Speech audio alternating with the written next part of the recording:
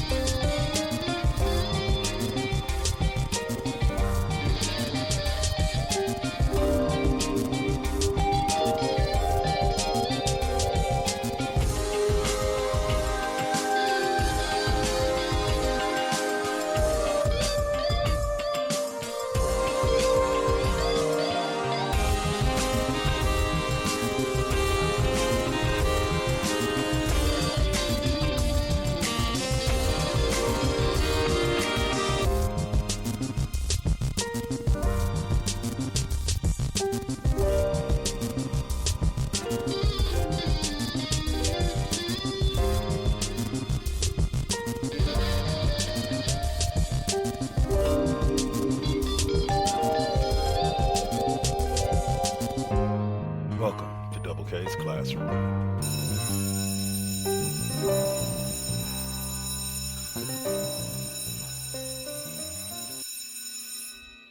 Class is officially in session.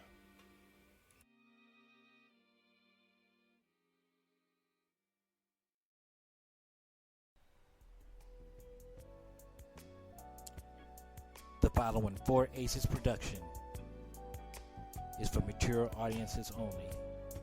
Listener discretion is highly advised.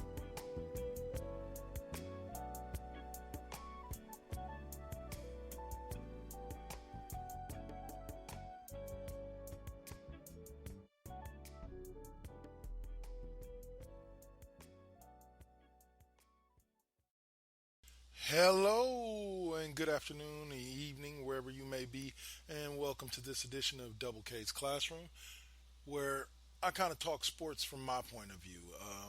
We're going to kind of be getting back into the West Coast bias thing this upcoming weekend, so I figured I'd do a little MLB playoff race. I'm going to start with the American League. We're going to hit up a lesson of the day that I'm literally coming up with on the fly, and then we're going to go on ahead and take care of the National League in the second half of the show. So when you start out with the American League, first thing you have to look at is the divisional leaders right now.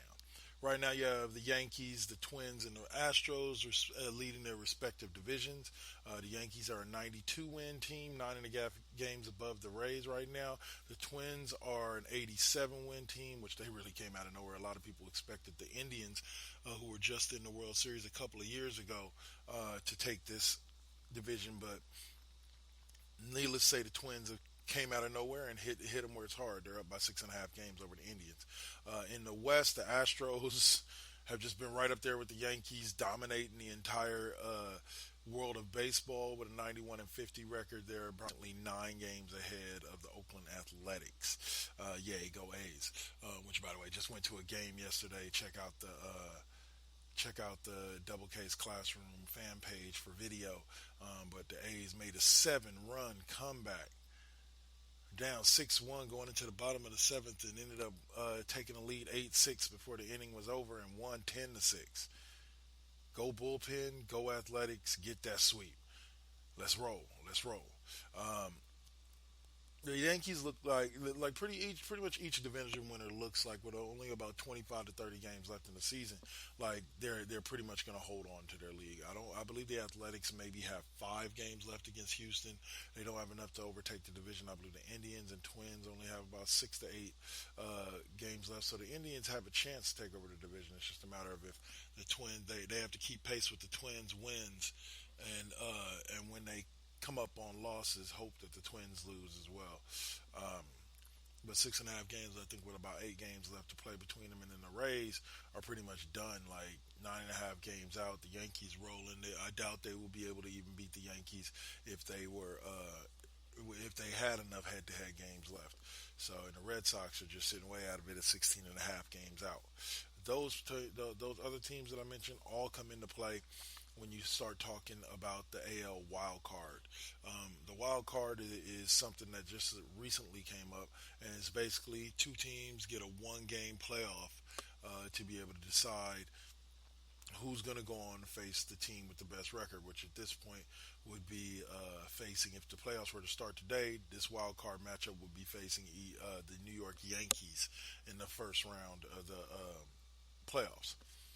But the matchup would be Oakland traveling to Tampa Bay to face off with the Rays in a one-game playoff to see who would go on to face the Yankees. Now, here's what's funny: the Athletics themselves have played fairly well. I want to say what they went 1-2 against the Yankees in New York recently, but before that they swept the Yankees. So they've gone what 4-2 against the Yankees over the past 6 games, and then they won 3 out of 4 from Houston. So they've gone 7-3 against the two top teams in the league over the past like month or two. So I'd say those are pretty good odds. So I think if Oakland can get to that next round, they can do some damage. They play Detroit tonight. Game just started, and I believe through this weekend they play Detroit. So those should be some good wins because Detroit's not even really in the hunt in the Central. So those should be some good wins. Those should be games that they should be able to get wins. They got Homer Bailey going tonight. The addition of Homer Bailey and Tanner Rourke has been huge for the Athletics and them being able to compete the way that they have recently. They've got some solid starting pitchers. Like I said, the Red Sox are out of it as far as the division goes. But you got the Rays with a half-game lead on the A's for the wild card one. The A's with a one-game lead on the Indians for the wild card two. So basically, the difference between the three teams that are up there for the wild card is one whole game. And then you have the Red Sox on the outskirts. That the Red Sox were to make a run. Let me see, like win like let's say 20 of their next. I believe they're at 140, so they have 22 games left. Say they were to rattle off 20 or 22 and finish the season 95 and 67. They might be in that hunt for that AL wild card. Like, you never know. I have seen teams pull off similar runs before. The Oakland Athletics did it to win the division over the Rangers a few years back.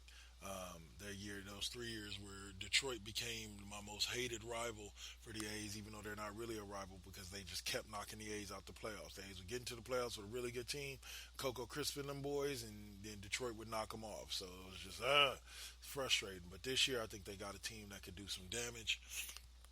I was noticing when I was at the game, the A's have like 4 players that have over 20 home runs. I think like the Yankees, and the Astros, the Dodgers, maybe one of those teams that has that, but they're up there in rarefied air with that. Like I think Chapman has like 31, KD is on the verge of 20, Jurickson Profar had like 21, Olson had 26. Pinder has like 15. Like the A's are some home run hitting boys, and they 23 games over 500. So go on with your bad selves. Which, if they went on a real hot run, could literally be a 100-win team. They only need 19 more wins, and they got what 139. So they got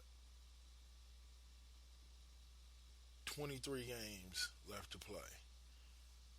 So yeah, if they won 19 and 4 of those 23 games, they could win 100 games and still end up with the wild card. Go fucking figure.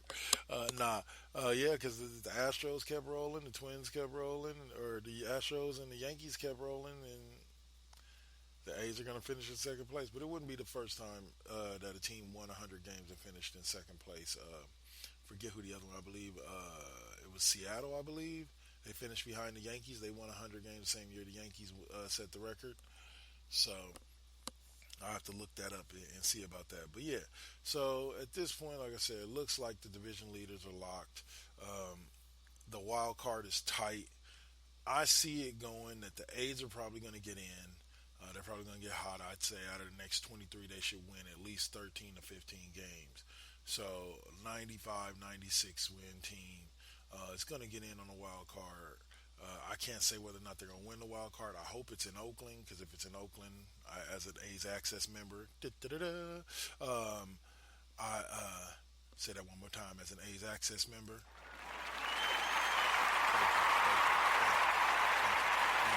I get early priority ticketing for the playoff game, so let's hope that they can get the job done and get to the playoffs, and then I could probably be there and share more video and all that stuff. But yeah, that'll do it for the AL for right now. Like I said, I see Athletics and Rays ending up in a playoff game, but I think it's going to be in Oakland. I think Oakland will be able to overtake them for that wild card one, and it'll be in Oakland, and I'll get to be there. Dun, dun, dun.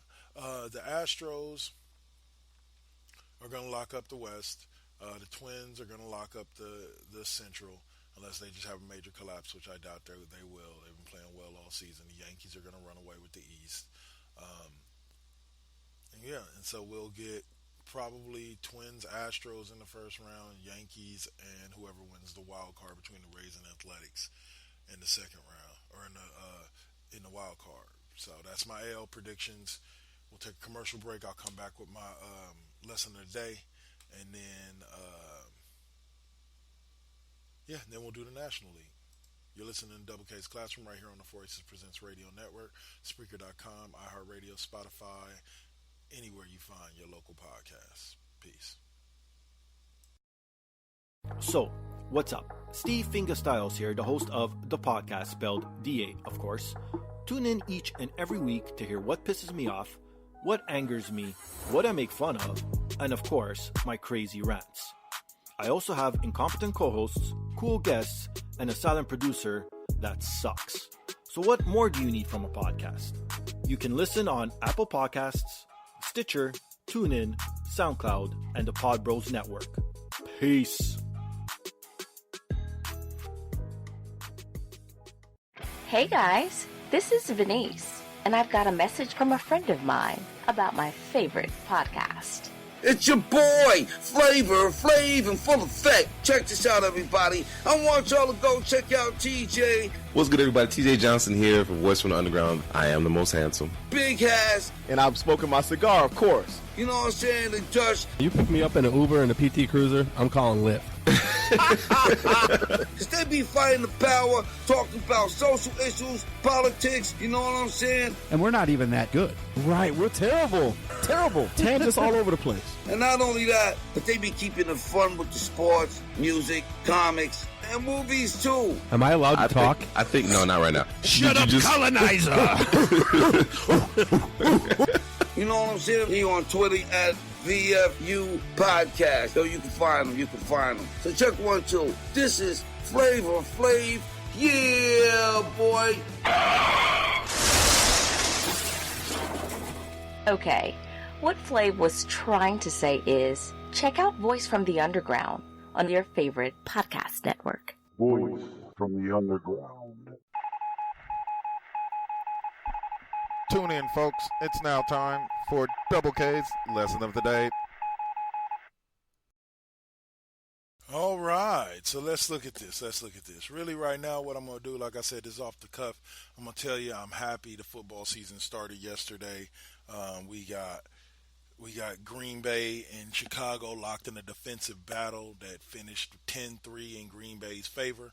I hadn't seen a win like that in a long time, a dirty, grimy, grungy win, but a win nonetheless for the Packers, who I did predict were going to win the game. I'm going off my predictions on the ESPN Pigskin Pick'em, where I make my picks every week. So I'm 1 for 1 right now. Just to give you the rest of my picks, and that'll kind of be what my lesson of the day is Vikings over Falcons, Jets over Bills, Browns over Titans. Sorry, Titans fans, I know you was hoping to kick off this thing by knocking off the overrated Browns, but they'll do just enough to beat you.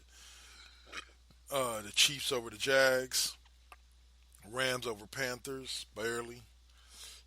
Ravens over Dolphins. Eagles over Redskins. I just think the Eagles with Carson Wentz coming back, they're going to have a solid team. Seahawks over Bengals. Bengals still got to figure some shit out. I know they looked good, but this preseason, but yeah, they still got to figure some shit out. Chargers over Colts. I think Jacoby Brissett's going to have a great first game. The Colts are going to keep it close, but the Chargers and Phillip Rivers are just going to be too much. Then you look at the Cowboys over Giants. Zeke's back. He's going to run wild. The Giants defense ain't necessarily what it's been in recent years, so I can see the Cowboys literally running away with this one. The Lions over the Cardinals. I think Kyler Murray may have a successful game, but they're not going to do enough to be able to get the win. I think that they start out 0-1 just because of the fact that all of this, the system, everything is new to the NFL, even the quarterback. So that doesn't always spell victory, at least not in your first game. But once they get the hang of it, they're going to be dangerous. 49ers over Buccaneers. I not only take that pick because that's pretty much what it looks like it should be. If Garoppolo plays well, Coleman plays well, Kittle does his thing, the 49ers should walk. And then D Ford and them boys on defense, Bosa's suspected to play, the Bucs going to have a handful, and the Niners should win that game. Patriots over Steelers, just because I never go against Tom Brady, like real talk. And a game against the Steelers, he's going to get up for. Saints versus Texans, or Saints over Texans. You just lost Jadeveon Clowney. Yeah, you still got Watt, but we got to see what his backup. We got to see what Clowney's backups got. Saints have too much ammo as far as offense. Saints over Texans. Raiders, I'm going to give you one. I think the Vic Fangio era in Denver starts off rough, and the Raiders get the win. AB looks like he's going to play. We'll see how much a part of the offenses he's going to be. But at the end of the day, I think the Raiders get the W and open up the season with a win. So those are all my picks all the way through Monday night. You can hold me to them in 2 weeks. I'll let you know how I did or how I've been doing. All right, and thank y'all for listening into the show in general. But we're going to get back to talking some baseball. We're going to listen to a couple more promos and get back to talking some baseball. This was Double K's Lesson of the Day, and you're listening to Double K's Classroom. iHeartRadio, Spreaker, and all your favorite podcasting places.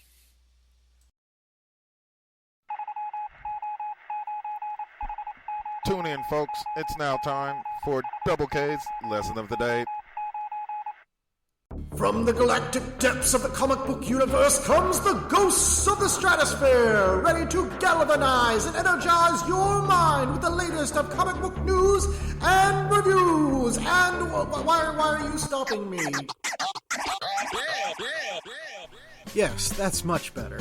Hi, this is Andy Larson for Ghosts of the Stratosphere. Join me every week along with my co-hosts Rob Stewart and Chad Smith, as well as a cavalcade of fantastic comic book guests, as we dish out heaping helpings of the greatest and latest of comic book news and reviews. New shows posted every Tuesday with bonus shows every first Friday of the month. You can find us on iTunes and Stitcher under Ghosts of the Stratosphere, as well as on our website, www.gotstratosphere.com. Hope to see you soon, folks. Interruption in progress. Now hijacking into ANS 2.0 immersion rig. Now simulating the Amazing Nerd Show.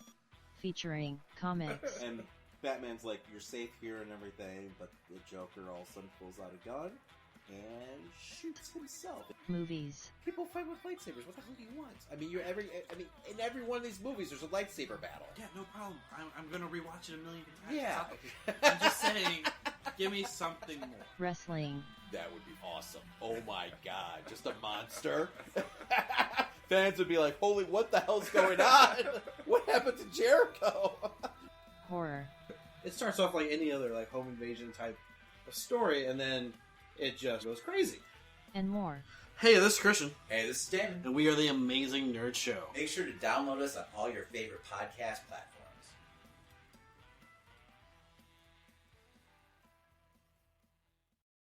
All right, and I'm back.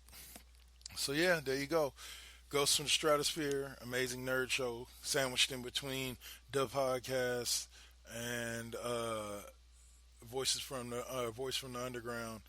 My lesson of the day. So I hope y'all enjoyed that and enjoyed those picks. Now let's get back to baseball.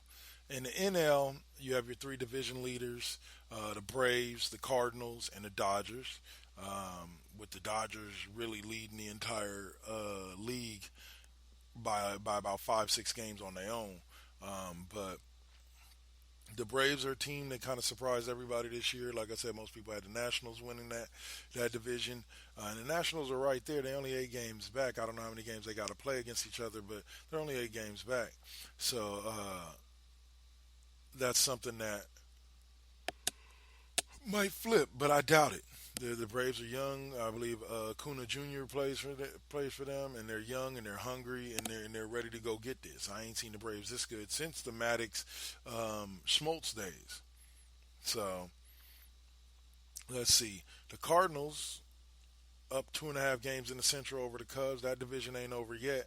The Cardinals could fall back to the wild card, but right now it's the Cubs in the wild card and the Cardinals in the driver's seat, sitting with 79 wins. So the NL Central is nowhere near locked up. Even the Brewers are in the hunt at 7.5 games out with 71 wins. The Braves had, like I said, they run away with the division. I don't know how many games they got left against the Nationals, but they may or may not win the division. It's not a lock for the Braves either. In the National League, it's much closer, with an exception for the NL West, where the Dodgers are 19 games or 18 games above the second place Diamondbacks and pretty much 20 games or more above everybody else.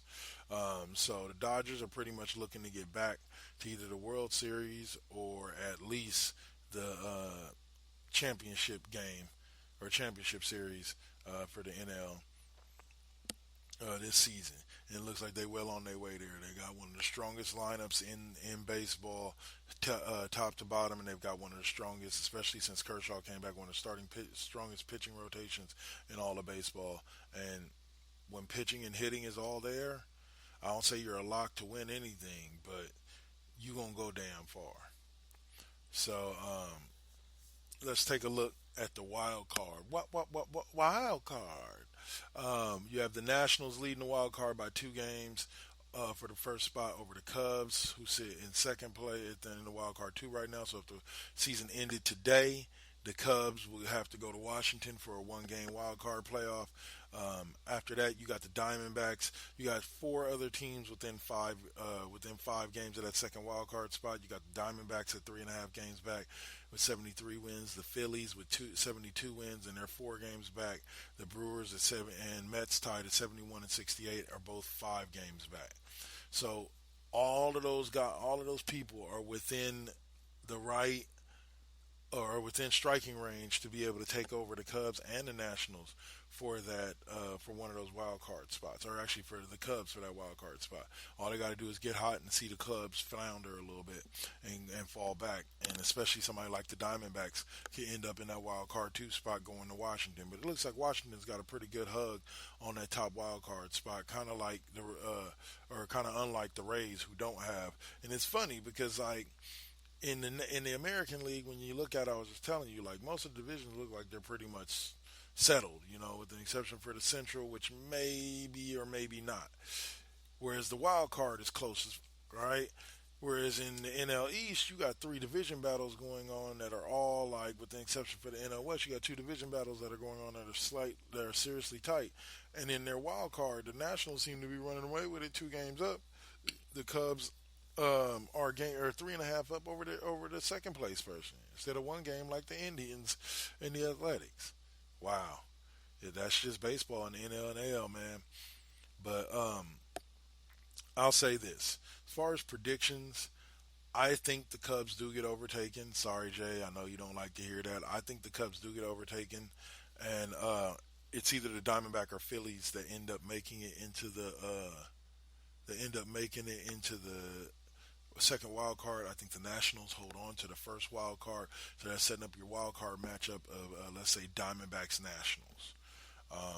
The Dodgers will be waiting for the winner of that matchup, while I do believe the Cardinals will win the NL Central, so it'll be the Cardinals and the Braves in the other one, and then the Nationals and the Diamondbacks. So you got 2 out of the East, 2 out of the West, and 1 out of the Central. And as for who's going to go to the World Series, I couldn't tell you. I hope the A's make it. I would love to see an A's-Dodgers World Series, get some get back. But overall, I would see the Dodgers as the most likely to come out of the NL, and Houston as the most likely to come out of the AL. So we may get a repeat of the World Series from last year, I believe. Even though the Yankees could spoil all of that, I think the Astros are more likely to make it to the series. So that's been this week's Double K's Classroom. I hope you've enjoyed it. I know it seems a little short, but I said what I needed to say. I hope you enjoyed listening. And catch me back next week with K-Double's 5th period music class, where we dive into R&B month, where we kicking it off with Luther Vandross for the K-Double's 5th period music class. And then also stay tuned tomorrow for Mr. Deacon's Experience on Saturday night. And then we got a bevy lineup of shows on Sunday, where we open up with Inspiration Radio. Then we got Brick House. Hopefully we're going to have a live West Coast Bias. Then right after that we'll have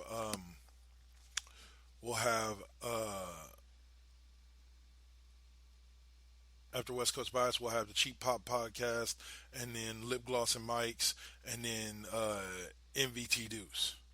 We got like 6 shows coming on Sunday. It's our season premiere. Go ahead and tune in. It should be great. And then Monday we got Dirty Talk 101.